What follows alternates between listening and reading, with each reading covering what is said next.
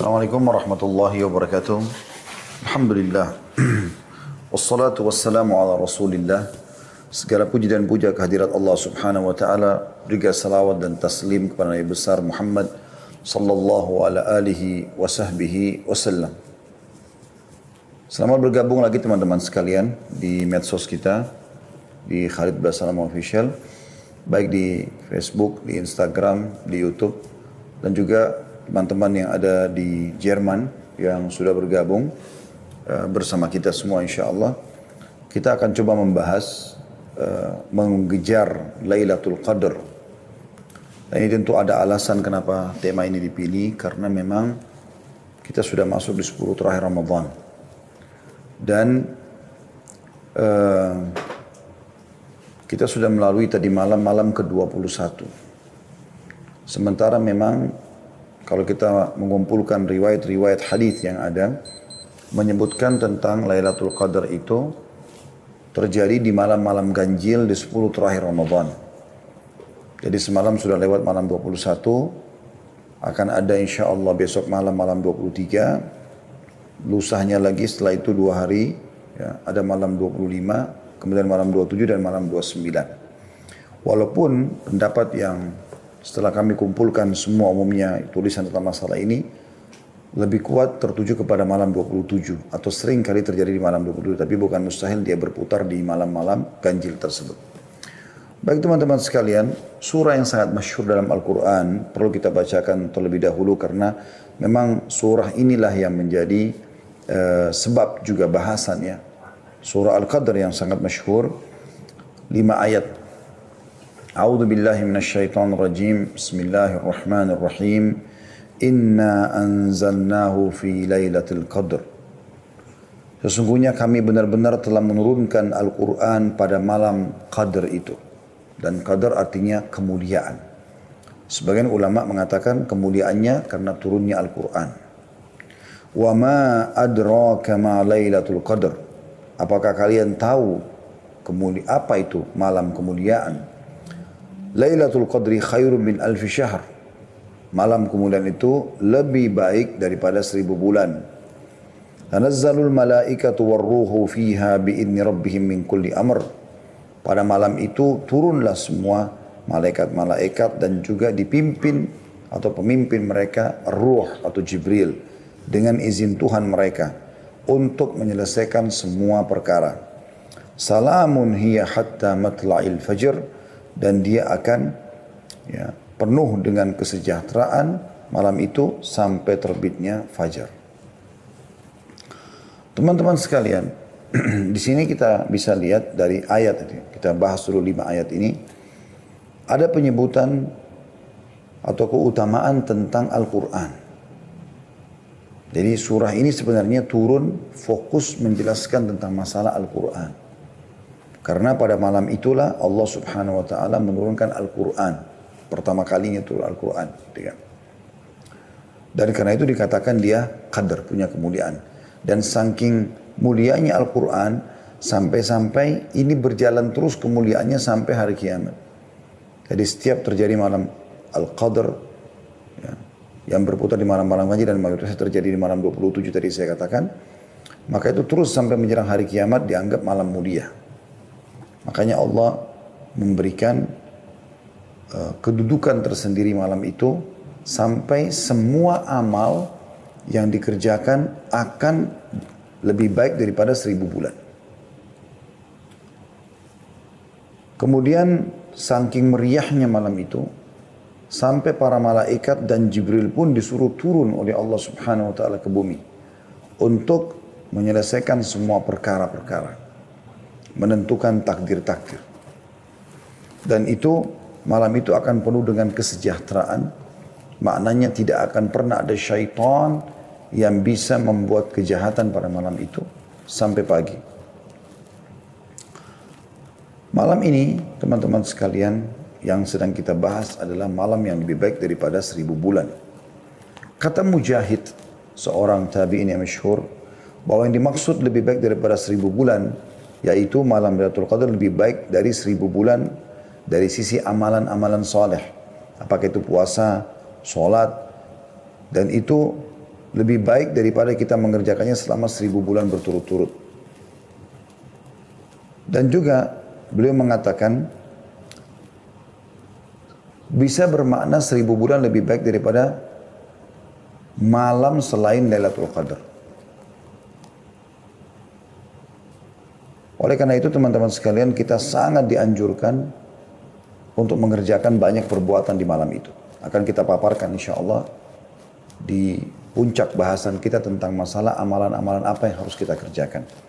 Tapi kita harus renungi dulu malam yang sedang kita bahas memang lebih baik daripada 1000 bulan. Maknanya, kalau teman-teman sempat mengucapkan Subhanallah pas Lailatul Qadar, dan saya perlu titik beratkan, kalau seandainya kita masih hidup insya Allah dan semoga Allah panjangkan umur kita, di 10 terakhir Ramadan ini berarti kita pasti melalui Lailatul Qadar. Hanya saja siapa yang mendapatkan taufik dari Allah untuk bisa mengerjakan amal soleh pada saat itu. Banyak orang hanya menghabiskan dengan tontonan-tontonan, menghabiskan waktu dengan hal-hal yang sia-sia gitu kan. Nongkrong-nongkrong di pinggir jalan, ngobrol kosong gitu kan. Kalau bukan di masa pandemi seperti ini, banyak sekali mereka habiskan di pasar-pasar hanya untuk mencari baju lebaran. Dan ini semua disayangkan sekali.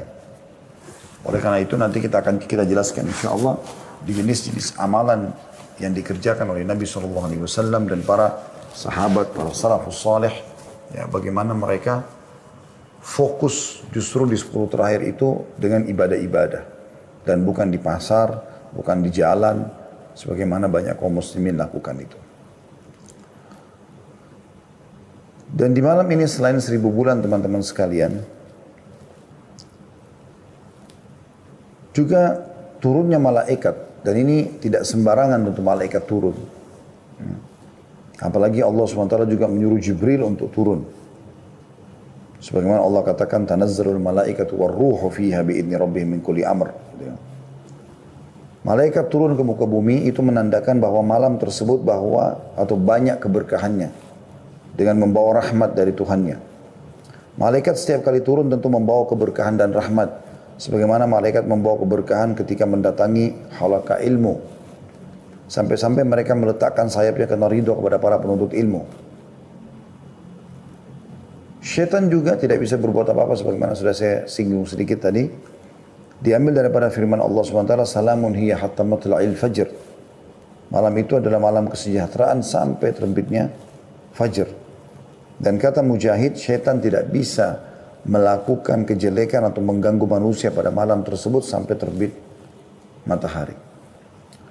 Ini adalah tafsir diambil dari tafsir Al-Quran Al-Azim punya Ibnu Katsir jadi 7 halaman 610.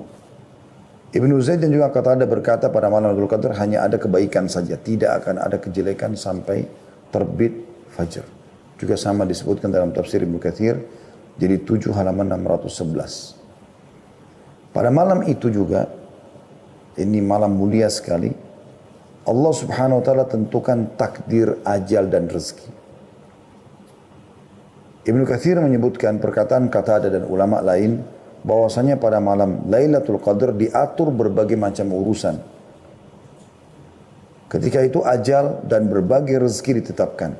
Hal itu sesuai atau sejalan dengan firman Allah di ayat lain surah Dukhan ayat 4. Surah Dukhan ayat 4 yang bunyinya A'udzu billahi minasyaitonir rajim fiha yufraqu kullu amrin hakim. Pada malam itulah dijelaskan dan ditetapkan segala urusan yang penuh dengan hikmah. Dan Asy-Syu'bi berkata mengenai tafsir ayat 4 dan ayat 5 surah Al-Qadr, min kulli amr salamun hiya hatta matla'il fajr, bahwa keselamatan dan malaikat datang pada malam tersebut bagi orang-orang yang ada di masjid. Itu berlangsung hingga fajar. Tentu di masa pandemi sekarang nanti kita akan jelaskan pada saat kita jelaskan salah satu amal yang Anda harus lakukan atau dianjurkan lakukan adalah i'tikaf. Tetapi karena kita masa pandemi kita akan menggantikan dengan ibadah di rumah. Tapi kita tidak namakan i'tikaf, karena i'tikaf hanya di masjid saja.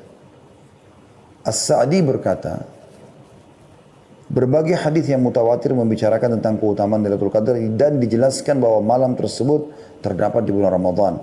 Malam tersebut terdapat di 10 hari terakhir terkhususkan pada malam-malam ganjil. Malam penuh kemuliaan itu tetap terus ada setiap tahunnya hingga hari kiamat. Karena kemuliaan malam tersebut, Nabi SAW melakukan i'tikaf dan memperbanyak ibadah di 10 terakhir Ramadan. Dengan melakukan hal tersebut, beliau berharap bisa menjumpai Lailatul Qadr. Itu tadi gambaran daripada tafsir 5 ayat surah Al-Qadr. Teman-teman sekalian, Allah Subhanahu wa taala memberikan rahmat buat kita umat Muhammad sallallahu alaihi wasallam. Umat-umat sebelum kita umumnya umur mereka panjang-panjang. Misal Nabi Nuh alaihissalam berdakwah di kaumnya itu teman-teman sekalian 950 tahun. Dan tidak mungkin Nabi Nuh berdakwah sementara beliau masih bayi. Umumnya nabi-nabi dinobatkan jadi nabi di umur 40 tahun. Berarti bisa 990 tahun umur Nabi Nuh alaihissalam. 40 tahun masa sebelum kenabian dan setelah itu ada masa dakwah 950 tahun. Ya. Maka itu umur kurang lebih umat sebelum kita dan umat-umat yang hidup atau umat yang hidup bersama Nabi Nuh alaihissalam adalah satu generasi. Jadi umatnya bisa ada yang berumur 1000 tahun bahkan lebih. Disebutkan dalam sebuah riwayat atau sebuah athar bahwasanya pernah Nabi Nuh alaihissalam melewati seorang ibu yang menangisi anaknya yang meninggal. Yang menangisi anaknya yang meninggal. Gitu kan. Anaknya ini meninggal teman-teman sekalian umur 60 tahun. Anaknya ibu ini. Ini kita bisa ambil gambaran dari riwayat ini. Bagaimana ya, umur mereka sangat panjang. Maka pada saat dia menangis, berkatalah pada saat itu Nabi Nuh alaihissalam, kenapa engkau menangis wahai ibu? Kata dia, saya sedih, kesian melihat anak saya umur 60 tahun meninggal. Dia belum merasakan dunia. Jadi umur 60 tahun bagi mereka itu kayak masih 6 tahun kalau kita. Kata Nabi Nuh alaihissalam, jangan kau bersedih hai ibu. Karena sungguhnya akan datang nanti umat di akhir zaman, ya kita ini. Umur orang tertua di antara mereka adalah umur seperti anakmu ini. Artinya mereka akan dianggap tua kalau sudah umur 60 tahun. Sementara anakmu ini 60 tahun kau anggap masih sangat kecil. Maka kata ibu tersebut, wahai Nabi Allah, kalau seandainya aku hidup di zaman dan dikasih umur oleh Allah SWT cuma 60 tahun, aku akan gunakan semuanya sujud. Selama 60 tahun itu. Itu menandakan bagaimana panjangnya umur mereka. Itu luar biasa. Bagaimana umur mereka sangat panjang. Umur mereka sangat panjang. Nah, sekarang pertanyaan sederhana. Bagaimana caranya kita mengimbangi umur mereka? Amal-amal mereka. Jadi misalnya kalau ada di antara umat Nabi Nuh alaihissalam saja yang beribadah selama 300 tahun saja. Umur kita kan dibatasi. Bukankah Nabi SAW bersabda, ya, umur umatku antara 60 sampai 70 dan sangat sedikit yang melampaui itu. Jadi kita kalau umur 60 tahun, 70 tahun kita anggap sudah tua. Nah sekarang bagaimana kita mengimbangi amal solehnya kaum Nabi Nuh? Allah Subhanahu wa taala mudahkan untuk umat ini agar kita mendapatkan ekstra pahala, tambahan lebih. Dengan adanya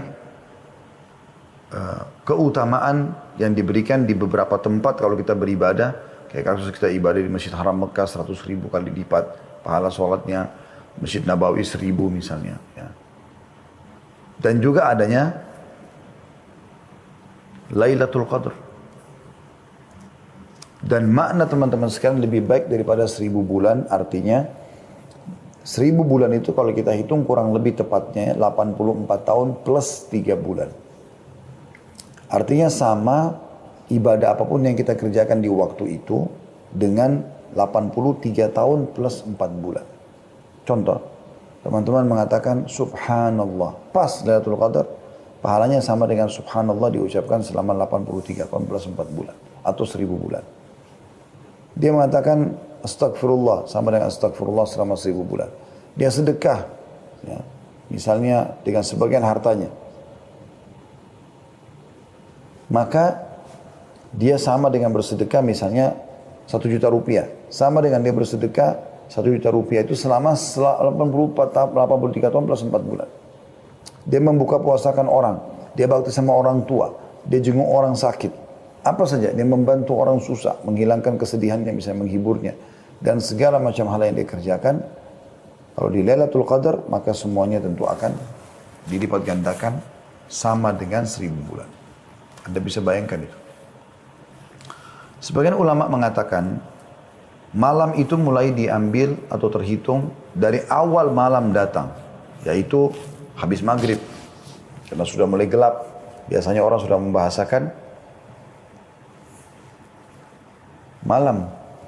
Begitu juga sampai dia pagi hari, berarti memang betul-betul sampai subuh. Gitu kan. Dan itu waktu yang sangat lama. Berarti Anda, insya Allah biidznillah kita berharap pada saat membuka puasakan orang, berarti Anda sudah dapat pahala itu. Insya Allah, kita berharap itu. Anda kalau ya membaca Al-Quran, berzikir,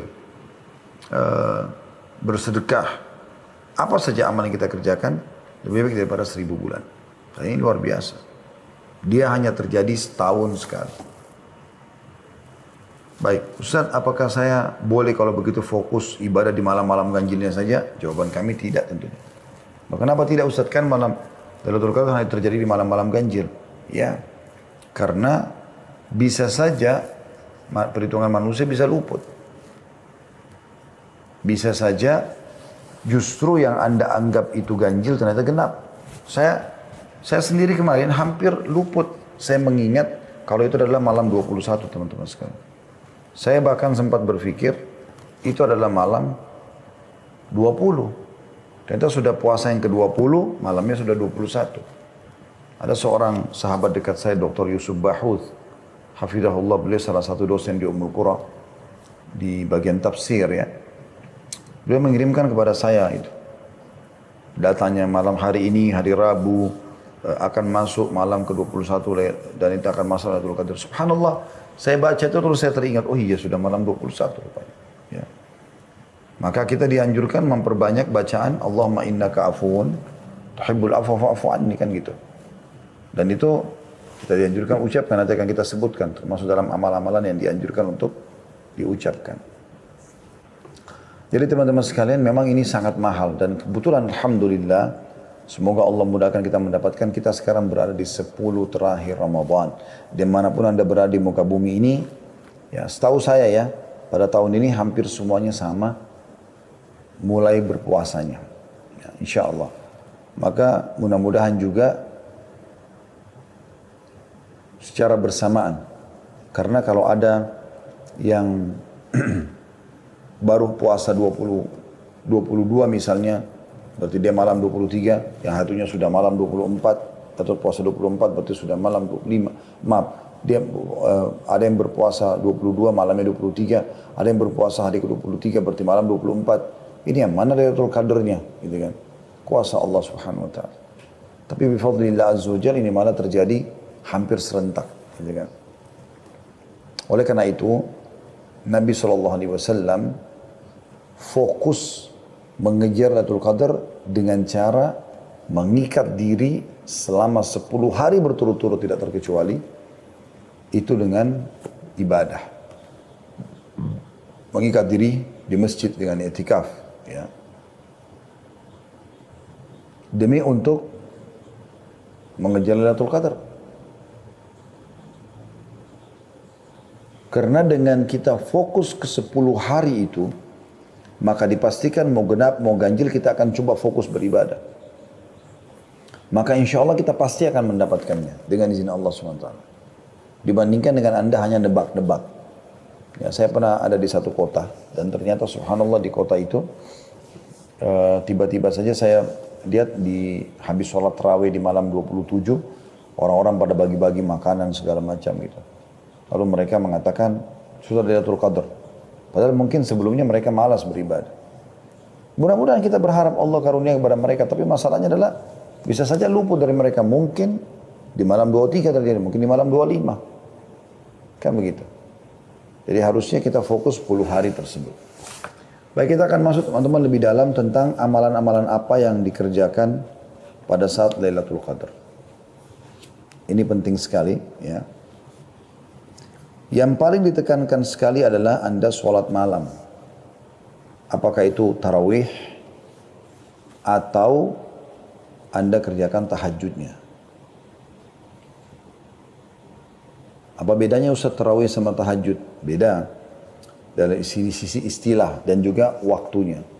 Tarawih santai, dimulai dari setelah Ba'diyah Isya sampai Masya Allah terserah kita mau selesaikan jam berapa, tergantung kadar ayat yang kita baca. Tahajud dikerjakan di sepertiga malam, ataupun sudah lewat pertengahan malam, gitu kan. Walaupun sama-sama qiyamul lail. Tapi dari dua ini Anda jangan keluput salah satunya. Baik itu sholat tarawihnya ataupun sholat tahajudnya. Bagaimana Ustaz kalau saya mau gabungkan keduanya? Boleh. Makanya di Masjid Haram Mekah dan Masjid Nabawi Madinah kan melakukan itu. Mereka ada sholat tarawih, hanya saja di 10 terakhir Ramadan, kayak mulai tadi malam, di malam ganjil itu mereka sudah tidak lagi mengerjakan witir di sholat tarawih. Jadi cuma tarawih 20 rakaat, kemudian mereka tidak witir, nanti sekitar jam 12 malam, atau setengah 1 malam, mereka baru mengerjakan qiyamul lail lagi dengan witir. Jadi kurang lebih jam setengah 1. Mereka kerjakan kadang-kadang 11 rakaat sampai 13 rakaat. Seperti itulah. Dan ini teman-teman kalau mau dapat keutamaannya, terutama dengan pembersihan dosa-dosa seluruhnya tidak terkecuali, Anda harus penuhi syaratnya 2. Sabda Nabi SAW yang masyhur dalam hadits Bukhari Muslim, Man qama Ramadhana imanan wahtisaba, ghufira lahu ma taqaddama min dhanbi.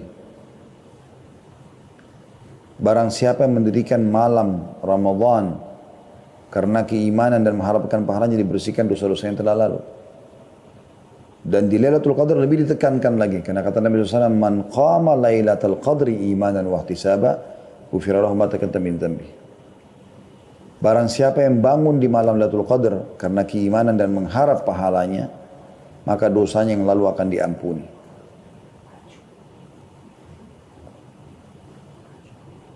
Sebagian ulama menghubungkan antara seseorang mendapatkan Lailatul Qadar dengan niat ikhlasnya.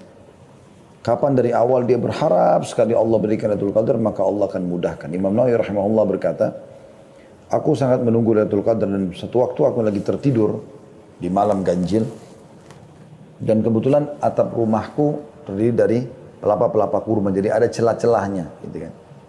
Dan pada saat aku lagi tidur, ada cahaya bulan yang sangat terang menerpa wajahku, dan aku pun melihat ke lubang dan aku lihat bulan sangat terang. Maka aku pun bangun untuk mengerjakan sholat malam, dan aku yakin itu adalah malam Lailatul Qadar. Rasulullah SAW senantiasa mencari malam Lailatul Qadar dan memerintahkan sahabat untuk mencarinya. Beliau membangunkan keluarganya pada malam 10 terakhir dengan harapan mendapat malam Lailatul Qadar. Dalam Musnad Imam Ahmad dari Ubadah radhiyallahu anhu, bahwasanya Rasulullah SAW bersabda, Man qama ibtigha'aha thumma waqa'at lahu ghufira lahu ma taqaddama min dhanbihi wa ma ta'akhkhar. Ini hadis mulia sekali. Sayangnya jarang disampaikan gitu ya. Kebanyakan hadis tadi yang sudah kita baca awal. Hadis ini bunyinya, barang siapa yang bangun sebagai usaha untuk mendapatkan malam Lailatul Qadar, lalu ia benar-benar mendapatkannya, niscaya akan diampuni dosa-dosanya yang lalu dan yang akan datang. Ini luar biasa. Satu malam ini mulia benar. Jadi dosa-dosa belum kita kerjakan sudah dimaafkan oleh Allah SWT. Imam An-Nasai meriwayatkan seperti itu. Al-Hafidh Ibn Hajar berkata, sanadnya sesuai dengan syarat sahih. Ya. Jadi kalau tadi yang pertama kita bacakan itu, siapa yang mendirikan malam Lailatul Qadar karena keimanan dan mengharapkan pahala dia bersihkan dosa-dosa yang telah lalu. Yang lalu saja yang telah dia lakukan. Kalau ini tidak, hadis ini sahih juga, siapa yang mengejar Lailatul Qadar, sengaja memang mau target nih. Kayak sekarang kita bahas ini kan mengejar Lailatul Qadar, itu tujuannya. Jadi hadis ini tujuan, ini adalah sebab judul, gitu kan. Barang siapa yang mengejar Lailatul Qadar dan betul-betul mendapatkannya, ya, maka ia benar-benar diampuni dosa-dosanya yang lalu dan akan datang. Telah dinukil dari kaum salaf, dari kalangan sahabat dan tabi'in bahwasanya mereka mandi dan memakai minyak wangi pada 10 malam terakhir untuk mencari malam Lailatul Qadar.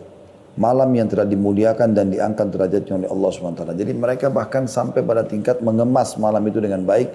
Pakai baju yang paling bagus, baju baru, minyak wangi terbaik hanya untuk menyambut Lailatul Qadar. Supaya mereka menghadap kepada Allah SWT dalam kondisi sempurna.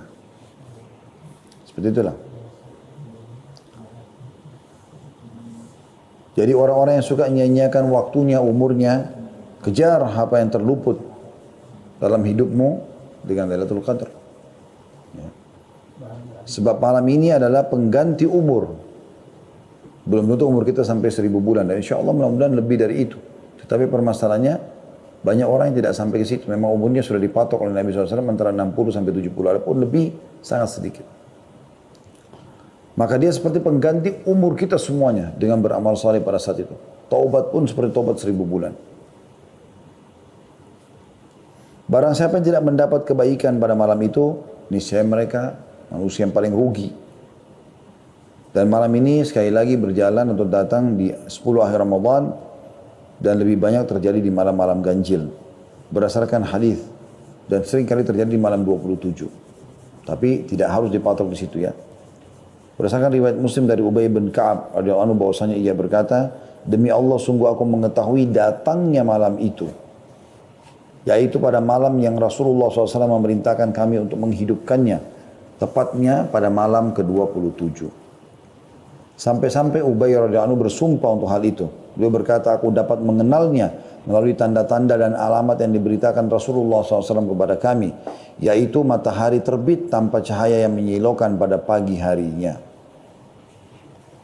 Jadi ini Ubay bin Ka'ab kata sebagian ulama kemungkinan coba menjelaskan ya, tentang kondisi beliau pada saat itu. Jadi beliau memang disuruh Nabi SAW untuk mengerjakan ibadah dengan para sahabat dan pas malam 27. Maka beliau berpatokan itu adalah malam Lailatul Qadar. Walaupun secara umum pendapat ulama mengatakan berputar di seluruh malam-malam ganjil. Itu amalan yang pertama yaitu sholat. Memperbanyak sholat, ya, terutama sholat malam. Bahkan tadi dianjurkan agar bisa mandi khusus untuk malam itu dan memakai wangi-wangian serta baju terbaik. Yang kedua, kita banyak mengucapkan doa yang diajarkan Nabi SAW kepada istrinya yang dicintai kekasih Nabi SAW, Aisyah radhiyallahu anha. Beliau berkata, wahai Rasulullah, apa yang akan aku baca bila bertepatan pada malam itu, Lailatul Qadar? Maka kata Nabi SAW, ucapkanlah, Allahumma innaka afuun tuhibbul afwa fa'fu anni. Ya Allah, sungguhnya Engkau maha pemberi ampunan dan menyukai orang yang memohon ampun, maka ampunilah aku. Ampunilah aku. Ya. Jadi termasuk adalah hal yang luar biasa. Ya. Bagaimana ucapan ini adalah ucapan yang memberikan makna yang sangat dalam kalau seseorang itu berusaha tentunya semaksimal mungkin agar dia bisa mendapatkan pengampunan. Karena sekali Anda mohon ampun kepada Allah SWT pada malam itu, seakan-akan Anda memohon ampun kepada Allah dari sisi pahala dan juga ijabahnya 1000 bulan atau 83 tahun plus 4 bulan. Ini termasuk dalam doa-doa yang baik teman-teman dan zikir. Dan ini juga termasuk amalan yang harusnya selalu dijaga. Ya. Apalagi kalau Anda mengejarnya di sepertiga malam terakhir ya. 3 atau 2-3 jam. 4 jam lah sebelum subuh. Anda fokus di situ. Maka insya Allah memperbanyak istighfar untuk mendapatkan fadilah atau keutamaan dalam ayat dikatakan wabil ashari hum yastaghfirun. Mereka selalu beristighfar di waktu-waktu sahur atau waktu menjelang subuh. Doa mustajab karena sepertiga malam Allah turun ke langit bumi. Ya, kemudian juga minta agar diberikan takdir baik, ya, kebaikan-kebaikan semua karena memang pada malam itu semua perkara ditentukan atau ditakdirkan oleh Allah Subhanahu wa taala. Yang ketiga teman-teman yang Anda lakukan adalah i'tikaf. Ya, i'tikaf. Mungkin Anda mengatakan, Ustaz, untuk apa bahas i'tikaf? Kan kita sekarang pandemi nggak bisa ke masjid. Ya kan hukum ini berlaku sampai hari kiamat. Pandemi akan berlalu insya Allah. Tetapi permasalahannya adalah sekarang ada hukum syar'i yang harus kita tahu. Untuk mengejar Lailatul Qadar, maka Nabi SAW melakukan perbuatan ini. Yaitu beriktikaf. Dan dikatakan dalam sebuah riwayat Bukhari, Rasulullah SAW biasa beriktikaf selama 10 hari setiap bulan Ramadan. Pada tahun beliau wafat, beliau beriktikaf selama 20 hari. Iktikaf adalah sebuah ibadah yang terkumpul padanya berbagai jenis ibadah lainnya. Berupa tilawah Al-Quran, sholat, zikir, dan doa. Dan semua dikerjakan di masjid. Orang yang belum pernah iktikaf menggambarkannya sebagai ibadah yang berat dan sulit. Padahal iktikaf sangatlah mudah bagi orang-orang yang memang mengikhlaskan niatnya dan memang ingin mengejar rahmat Tuhannya. Iktikaf ini sangat dianjurkan di 10 terakhir Ramadan. Bagi laki-laki dan bagi perempuan ditekankan untuk menghindari, tapi dibolehkan hukumnya. Lebih baik mereka fokus di rumah. Karena ummahatil mu'minin radhiyallahu anhunna beriktikaf setelah wafatnya Nabi SAW. Tapi selama ada suami mereka, maka mereka justru di rumah. Dan Nabi SAW pada saat itu beriktikaf di masjid. Dan beliau selalu lakukan iktikaf ini 10 hari terakhir di akhir Ramadan untuk mengejar Lailatul Qadar, dan di tahun terakhir beliau hidup beliau kerjakan selama 20 hari. Iktikaf sendiri dari segi etimologi adalah menetapi sesuatu dan mengikat diri kepadanya. Sementara secara terminologi adalah menetapi masjid dan berdiri di dalamnya dengan niat mendekatkan diri kepada Allah SWT. Berarti dari definisi ini rumah nggak masuk. Ya. Rumah nggak bisa kita katakan saya beriktikaf di rumah, kan sekarang pandemi nggak bisa. Ini hanya berlaku di masjid. Tetapi insya Allah, bila Anda memang sudah biasa melakukannya, sebagaimana hadis Nabi SAW yang sudah masyhur, atau kama qala Nabi SAW, siapa yang terbiasa mengerjakan sebuah ibadah, maka akan dicatatkan baginya pahala lengkap pada saat dia punya uzur. Jadi insya Allah Anda akan diberikan pahala iktikaf walaupun Anda tidak beriktikaf di tahun ini ya. Ibnu Qayyim rahimahullah menjelaskan beberapa hikmah iktikaf itu sendiri. Kelurusan hati dalam perjalanannya menuju Allah, kata beliau, sangat bergantung kepada kuat tidaknya hati itu berkonsentrasi mengingat Allah SWT dan merapikan kekusutan hati serta menghadapkannya secara total kepada Allah SWT. Sebab kekusutan hati hanya dapat dirapikan dengan menghadapkan secara total kepada Allah. Perlu diketahui bahwasanya makan dan minum yang berlebihan, kepenatan jiwa dalam berinteraksi sosial, terlalu banyak berbicara dan tidak tidur akan menambah kekusutan hati, maksudnya kurang tidur ya. Bahkan dapat mencerai-beraikannya dan menghambat perjalanan menuju Allah SWT atau melemahkan langkahnya. Maka konsekuensi rahmat Allah yang maha perkasa lagi maha pengasih terhadap hamba-hambanya, Allah SWT mensyariatkan ibadah puasa atas mereka untuk menghilangkan kebiasaan makan dan minum secara berlebihan, ya. Serta membersihkan hati dari noda-noda syahwat dan menghalangi perjalanan menuju Allah Subhanahu wa taala. Iktikaf hanya akan membersihkan hati dan akan membuat kita terpaut dan terikat dengan rumah Allah yang biasanya sangat jarang didatangi. Allah Subhanahu wa taala menyebutkan tentang i'tikaf dalam surah Al-Baqarah ayat 125 yang bunyinya A'udzu billahi minasyaitonir rajim an tahhira baitiya lit-ta'ifin an tahhira baitiya lit-ta'ifin wal 'akifin war ruk'is sujud. Bersihkanlah rumahku Allah SWT berfirman kepada Ibrahim dan Ismail alaihi wassalam, bersihkanlah rumahku, Ka'bah, untuk orang-orang yang tawaf, yang i'tikaf, mengikat diri di masjid, yang ruku dan juga yang sujud. Dan dalam sebuah hadis yang diriwayatkan Imam Bukhari, Abu Hurairah berkata, radhiyallahu anhu, Rasulullah SAW biasa beritikaf selama 10 hari pada setiap bulan Ramadan. Jadi masuk mulai dari puasa 19 berarti malam 20, terus sampai subuh Idul Fitri. Makanya dianjurkan juga oleh para ulama agar melakukan i'tikaf di masjid yang jami', yang ada Jumatnya, ada sholat idnya. Ya. Tapi kalau anda cuma bisa melakukannya hanya sampai malam lebaran, atau anda cuma bisa melakukannya beberapa hari saja, ya, maka itu juga masuk dalam istilah i'tikaf, tapi tentu beda kadar pahalanya.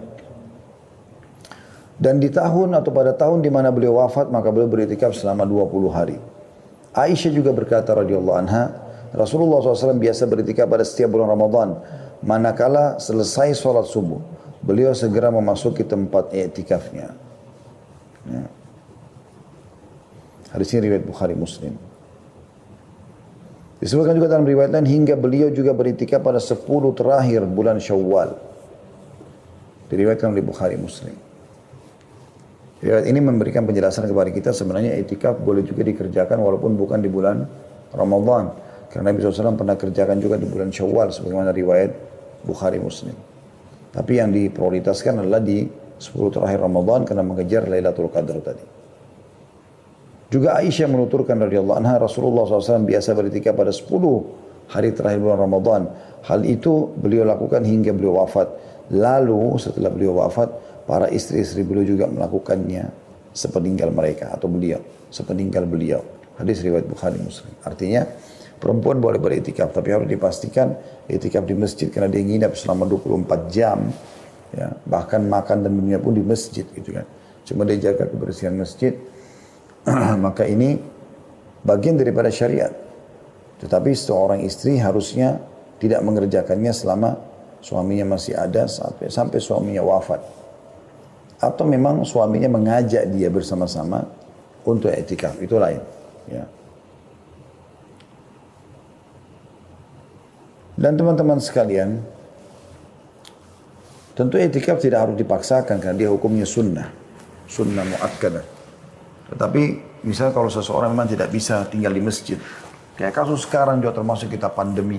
Walaupun anda belum pernah i'tikaf, sekarang sudah dengar, oh ternyata punya keutamaan banyak sekali i'tikaf. Saya juga mau i'tikaf misalnya. Anda sudah niatkan begitu, insya Allah dicatatkan pahalanya oleh Allah Subhanahu Wa Taala. Dicatatkan pahala. Jadi tidak usah khawatir. Ini itu.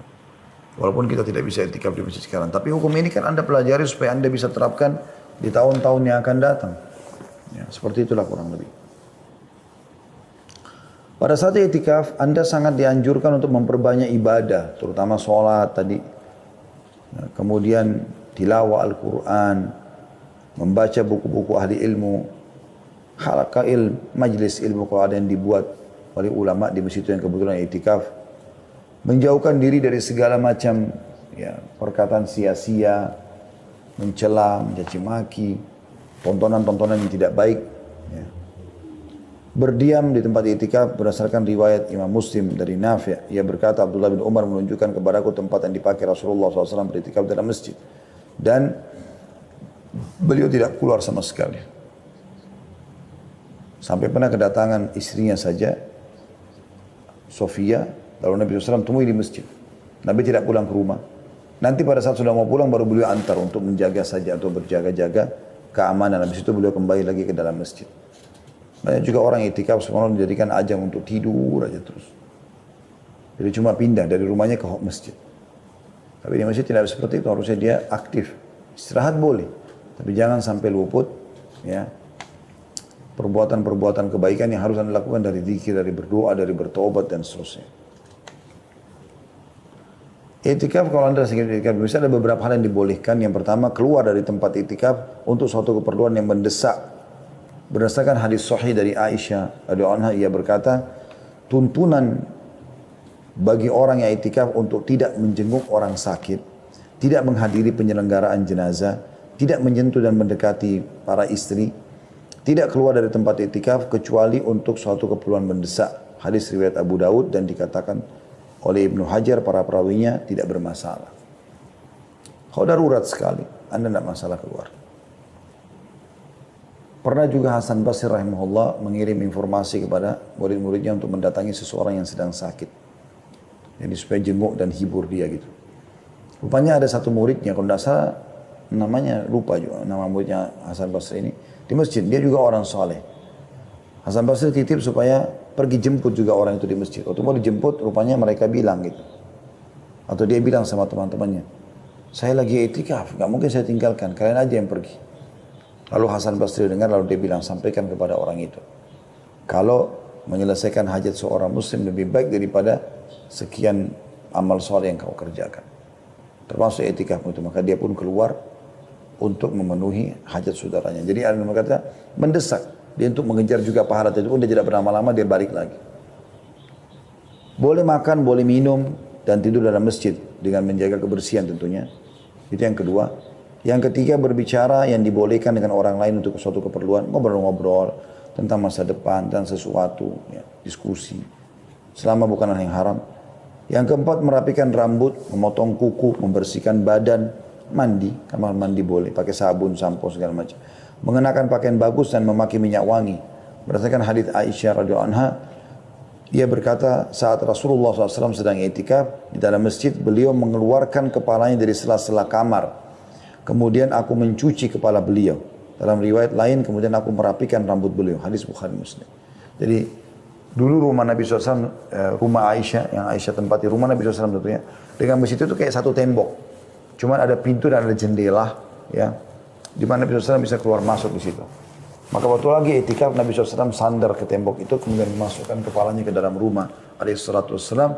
Lalu Aisyah mencuci rambut beliau, membersihkannya. Nah, riwayat lain menyisir rambutnya.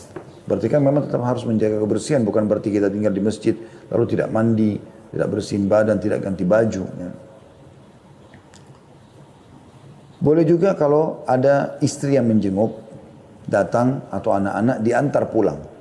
Kalau dikhawatirkan ada bahaya yang akan menimpa mereka.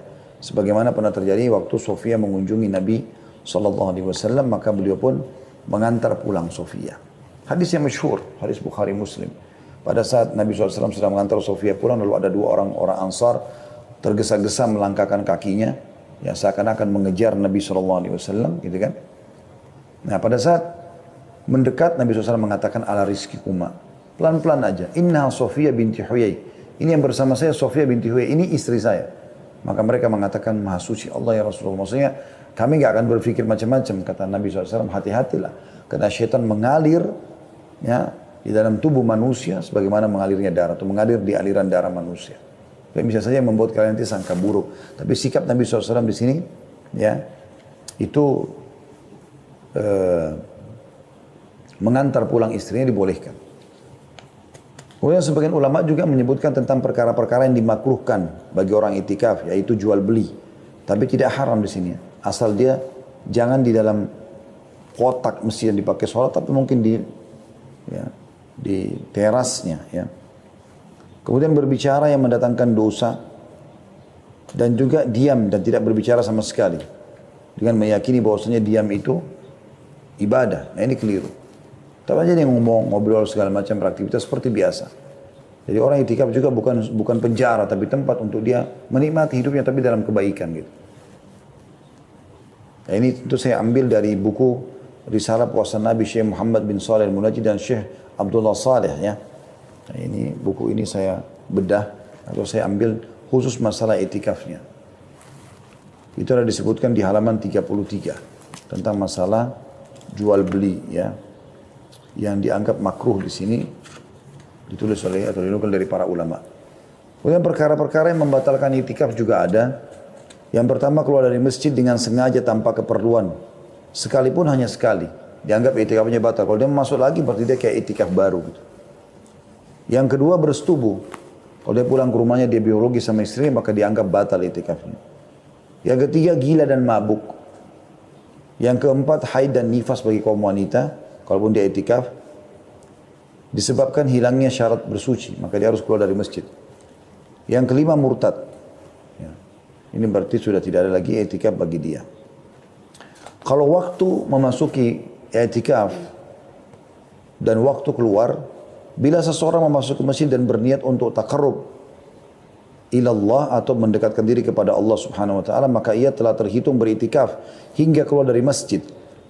Apabila ia meniatkan beritikaf pada 10 terakhir bulan Ramadan, hendaklah ia memasuki tempat i'tikaf sebelum matahari terbenam menjelang malam ke-21. Ya.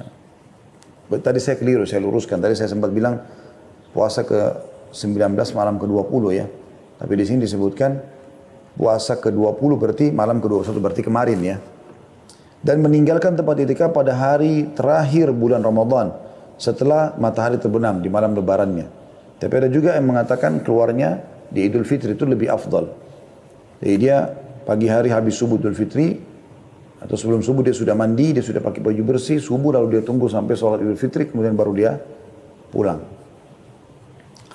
Ada beberapa catatan penting yang disebutkan oleh para ulama. Yang pertama, bagi yang membatalkan i'tikaf sunnah yang telah ia lakukan, hendaklah menggantinya pada hari lain.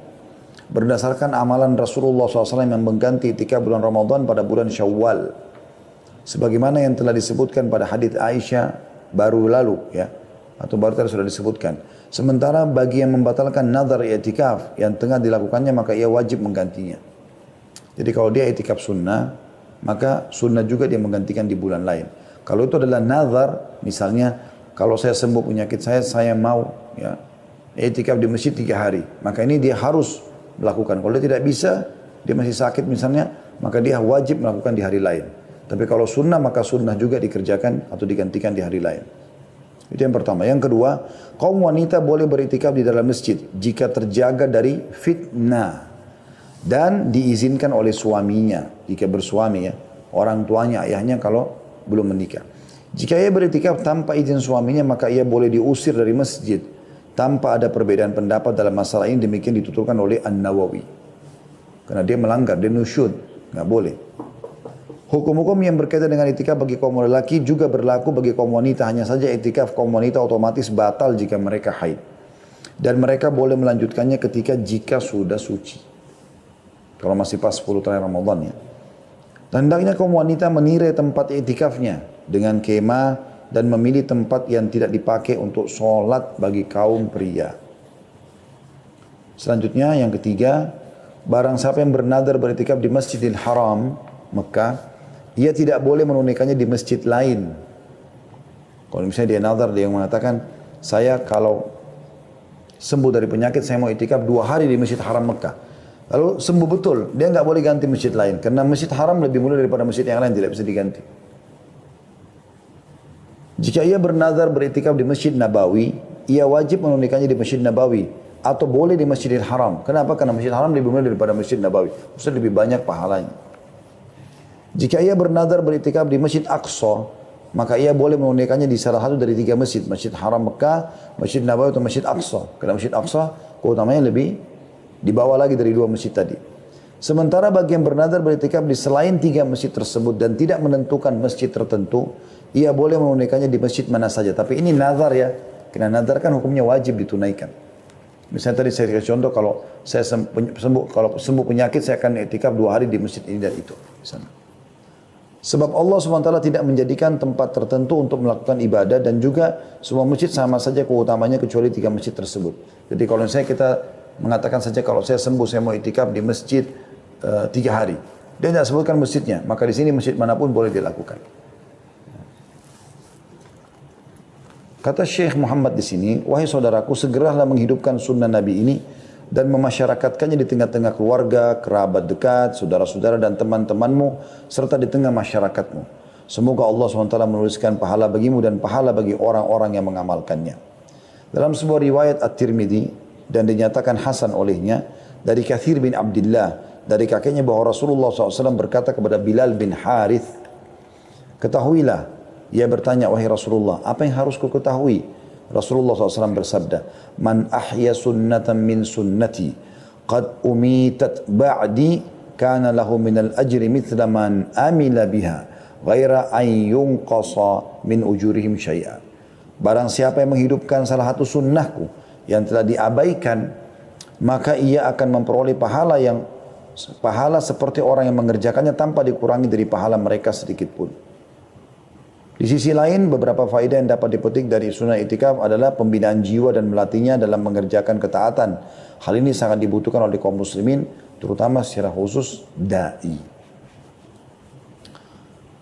Tinggal 2 amal teman-teman sekalian saya ringkaskan. Umroh secara umum di bulan Ramadan besar sekali pahalanya. Karena kata Nabi SAW dalam hadis Bukhari Muslim, umratun fi Ramadan ta'dilu hajjah. Pahala umrah di bulan Ramadan sama dengan haji bersamaku. Atau sama dengan ibadah haji, maaf. Saya ulangi, pahala umrah di bulan Ramadan sama seperti haji. Dan dalam riwayat lain ditambah hajjatan ma'i. Sama seperti menunaikan haji bersamaku. Tentu sekarang subhanallah masa pandemi lagi ditutup ya. Tapi kan ini baru sekarang. Saya pun setelah 45 tahun melalui hidup ini. Seingat saya dari saya balik mungkin ya. Yang saya mulai kenal Masjidil Haram. Setahu saya belum pernah ada halangan seperti ini. Ya, ini baru terjadi di masa kita lah istilahnya. Maka insya Allah tahun-tahun depan, Anda kalau bisa umroh cuma sekali seumur hidup, umrohnya di bulan Ramadan. Kalau bisa 2 kali setahun, maka satunya bulan Ramadan. Intinya kalau bisa berapa kali pun dalam setahun Ramadan jangan sampai luput. Ya, usahakan ini. Terutama kalau kita hubungkan dengan bahasan kita di malam Lailatul Qadar. Atau di malam ganjil. Makanya kita temukan di malam 27 itu luar biasa penuhnya. Penuhnya luar biasa Masjidil Haram itu. Ya. Luar biasa penuhnya, mengalahkan haji bahkan, gitu kan? Karena banyaknya orang yang mengenal atau mengejar Lailatul Qadar ini. Yang terakhir teman-teman sekalian yang kami tekankan adalah membaca Al-Quran. Membaca Al-Quran, karena ini memang baca Al-Quran mungkin kita sudah tahu semuanya, tapi sayangnya masih sangat sedikit orang yang memikirkannya. Al-Quran teman-teman sekalian bukan karangan seseorang, tetapi dia adalah kalamullah. Bulan Ramadan adalah bulan Al-Quran. Dan Lailatul Qadar, malam turunnya Al-Quran.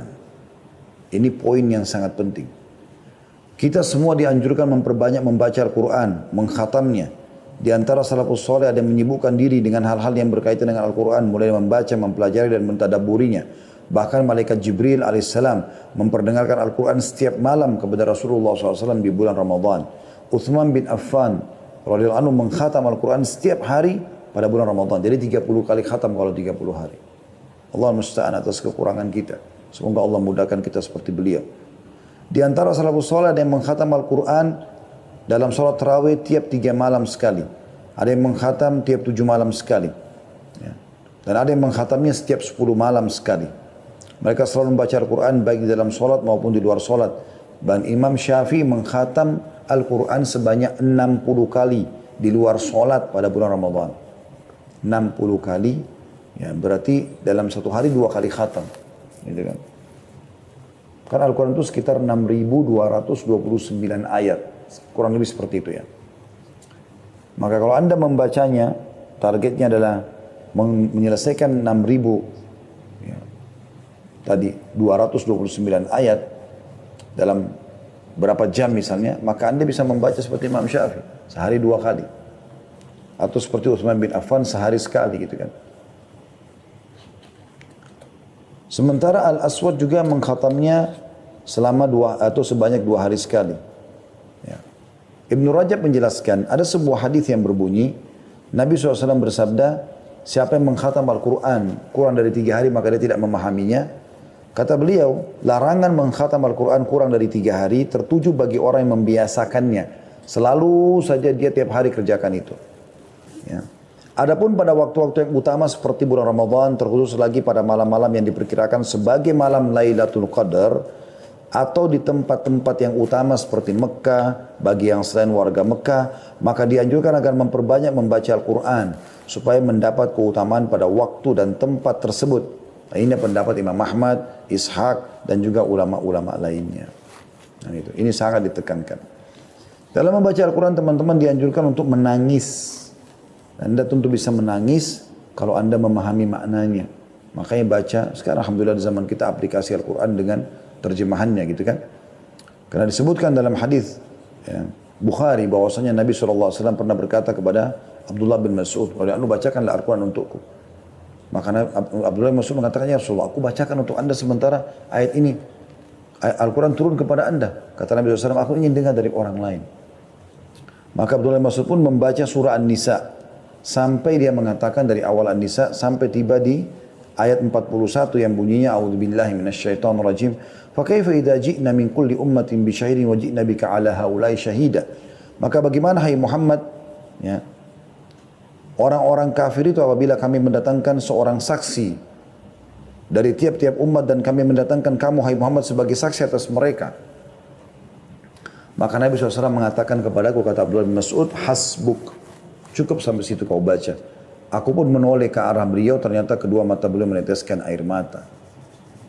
Imam Al-Baihaqi meriwayatkan sebuah hadis dari Abu Hurairah radhiyallahu anhu, beliau berkata, tak kala turun firman Allah SWT dalam surah An-Najm ayat 59 sampai 60, A'udzu billahi minasyaitonir rajim, afa min hadzal hadithi ta'jabun wa tadhakuna wa la tabkun. Maka apakah kalian merasa heran terhadap pemberitaan ini tentang hari kiamat, tentang Allah Subhanahu wa taala, tentang surga dan neraka, tentang kematian, tentang alam barzah, tentang nabi-nabi sebelum kita dalam Al-Qur'an. Apakah kalian merasa heran dengan informasi itu? Dan kalian menertawakan dan tidak menangis? Ahlus Suffah, orang-orang yang hidup di belakang rumah Nabi SAW, Suffah itu bisa menampung kurang lebih 300 orang sahabat yang ingin belajar kepada Nabi SAW pada saat itu. Menangis hingga tetesan air mata membasahi pipi mereka pada saat membaca ayat ini. Ketika hal itu didengar oleh Rasulullah SAW, beliau tersentuh dan ikut menangis bersama mereka. Melihat hal itu kami pun menangis, kata para sahabat. Kemudian Rasulullah SAW bersabda, La yalijun nara man baka min khasyatillah. Tidak akan masuk neraka orang yang menangis karena takut kepada Allah. Mungkin teman-teman bilang, bagaimana caranya saya mau menangis? Ya, sementara saya belum pernah merasakan tangisan untuk Al-Quran atau membaca Al-Quran. Kata Nabi SAW, menangislah kalau kalian baca Quran, atau paksakan atau buatlah kalian menangis. Nah, beberapa ulama sebagai baru teman-teman menyimpulkan bahwasanya Anda bisa menangis dengan cara yang paling alami, ya, natural sekali adalah Anda terus dekatkan diri kepada Allah Subhanahu wa taala, dan nanti dengan mendekatkan diri kepada Allah itu hati kita jadi lebih peka. Termasuk misalnya banyak yang membaca Al-Quran. Orang yang bisa menangis alami ini kalau dia sering baca Al-Quran, rutin khatam, ulangi lagi khatam, ulangi, apalagi ngerti artinya, maka mereka akan tersentuh. Anda biasa lihat kan bagaimana Imam Masjid Haram, Masjid Nabawi menangis pada saat mereka tilawahkan Al-Quran di bulan Ramadan seperti ini. Yang kedua adalah Anda mengerti artinya saja dengan mentadabburinya.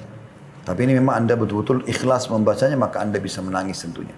Tapi kalau Anda cuma baca dengan seperti orang terburu-buru, Rabbinas malikin nas ilahin nas min syarri waswasil khannas, tidak jelas apa yang dibaca.